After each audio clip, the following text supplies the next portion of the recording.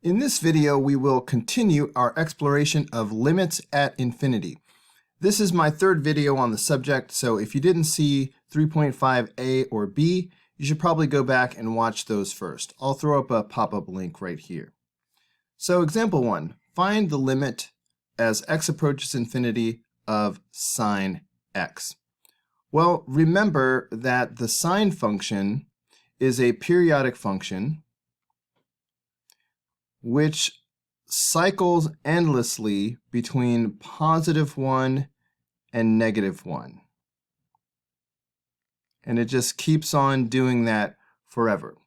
So the limit as x approaches infinity does not exist because it neither increases without bound nor decreases without bound, nor does it approach a single value. It just keeps going back and forth between 1 and -1. So this limit does not exist.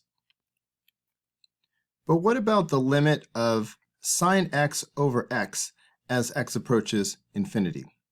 So remember how the value of sine x is always between +1 and -1.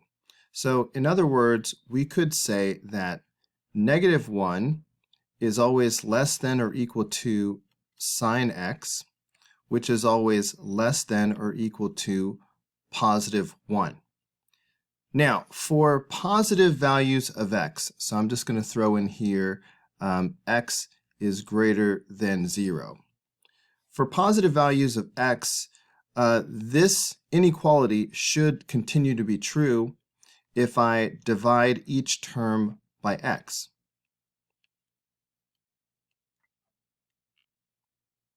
If we think about the limit of the expression on the left and the limit of the expression on the right, we realize that we can use the squeeze theorem to find the limit as x approaches infinity of sine x over x. In other words, think about the limit as x approaches infinity of -1 over x. That should always be less than the limit as x approaches infinity of sine x over x, which should always be less than or equal to the limit as x approaches infinity of 1 over x. Well, the limit as x approaches infinity of -1 over x is 0. That x in the denominator, as that gets larger and larger, the value of this fraction is going to approach 0.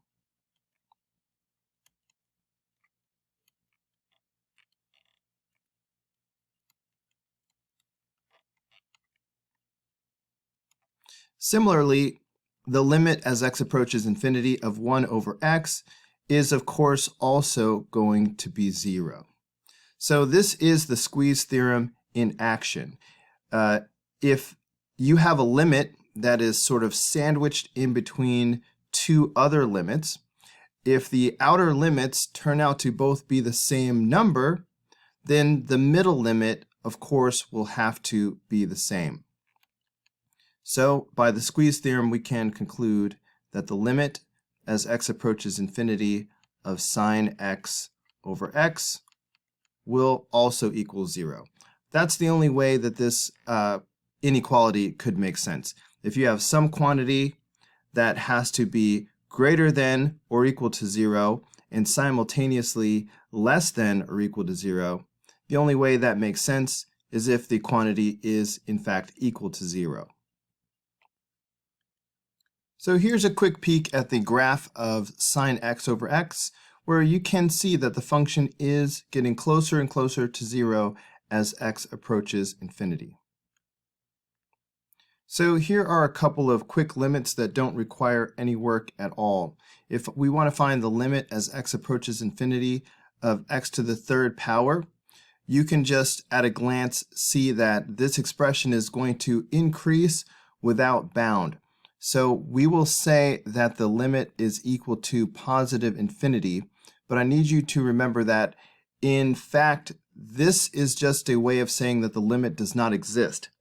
This just means that the value increases without bound, never forget that there's really no such thing as an infinite limit.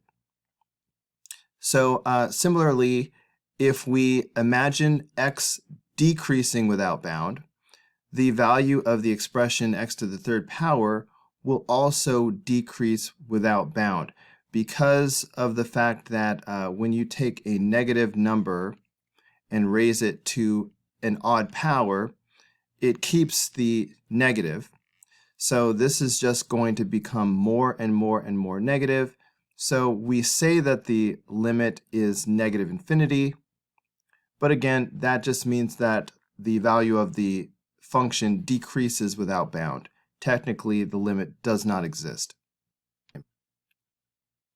Let's find the limit of this function as x approaches positive infinity and then as x approaches negative infinity. We could do this the same way that we've done many problems by dividing each term by the highest power of x in the denominator. So this should equal the limit as x approaches infinity of, let's see, so I'm going to take my 2x squared minus 4x and my x plus 1. And the highest power of x in the denominator is simply x, so I'm going to divide each term by x. Let's simplify this and see what we've got. This should equal the limit as x approaches infinity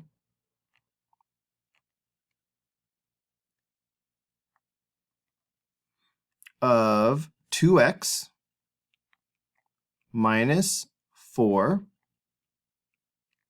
over 1 plus 1 over x. So now we can just imagine what will happen to each one of these terms as x approaches positive infinity. So I'm not going to write limit anymore because now we are actually evaluating that limit. But this first term will increase without bound. So I'm just going to put the infinity symbol. The constants are not going to change. But the 1 over x expression will approach 0. So we see that we will have infinity over 1, which is infinity. All right, so this is one way to find the limit of the function as x approaches infinity, and that's positive infinity.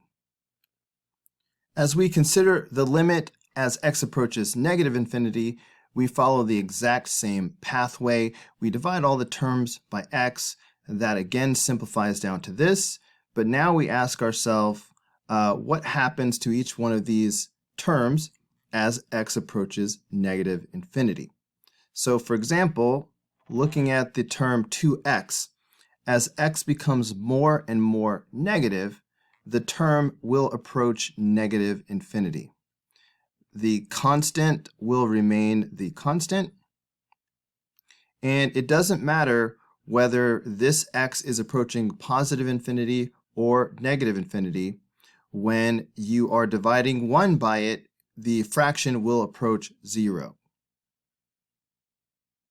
So we're going to end up with negative infinity over 1, which is negative infinity. So this is one way of finding that the limit as x approaches negative infinity is negative infinity. There's another method, though, that we can use to be more specific than this. And I'm going to use it to introduce the concept of a slant asymptote, which we will explore in more detail in the next video.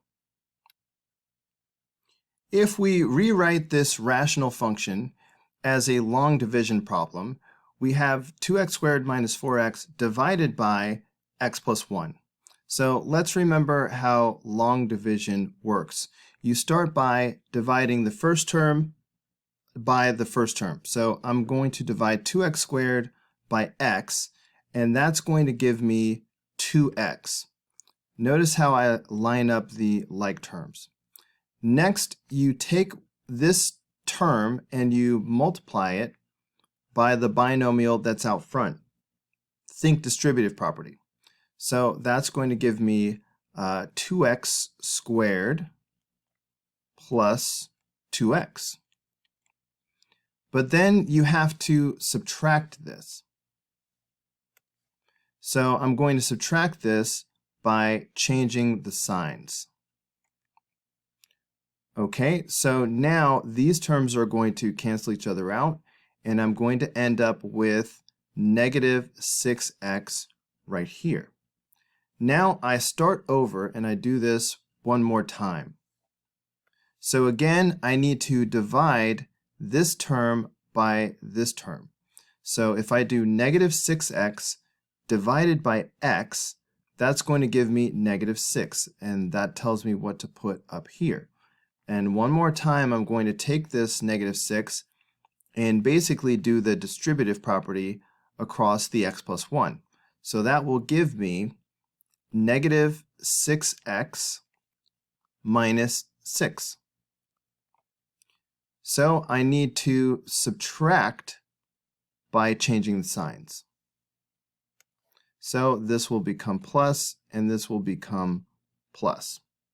So these cancel each other out, and I am left with a remainder of 6. So the way you handle a remainder in a long division problem is you're going to tack it on the end, plus, and you're going to take your remainder, you're going to take your remainder and put that over the divisor. So you're going to put that over x plus 1. So the bottom line is the original rational function is equivalent to the expression 2x minus 6 plus 6 over x plus 1. These are equivalent. So now I'm going to just rewrite example 4 in this form. In this form, it is easy to see that as x approaches positive infinity, this final fraction is going to approach 0 because of the x in the denominator. So as x approaches infinity, the 2x will approach positive infinity, so that's going to be the limit here.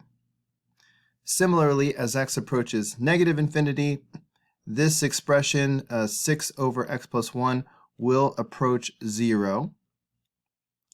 And the 2x, because x is approaching negative infinity, the 2x will approach negative infinity, so that will be the limit here. Of course, this is the same answer that we got the first time around, but the cool thing is we have one additional piece of information that we didn't have before. We have this 2x minus 6 expression that appears in both versions.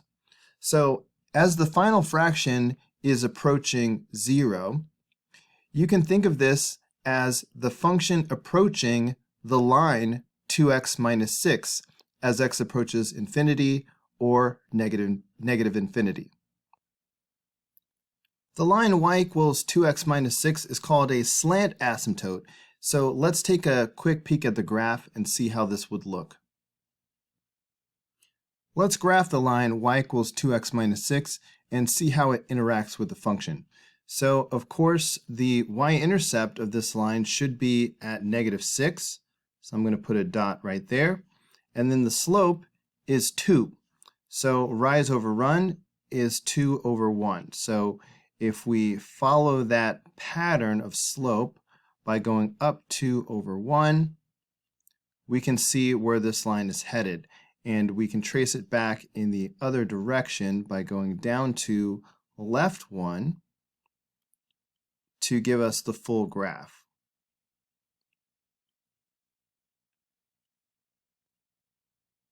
Zooming out, we can see that on the left, the function is getting closer and closer to the line y equals 2x minus 6. And on the right, the function is getting closer and closer to the line y equals 2x minus 6. So that's a slant asymptote.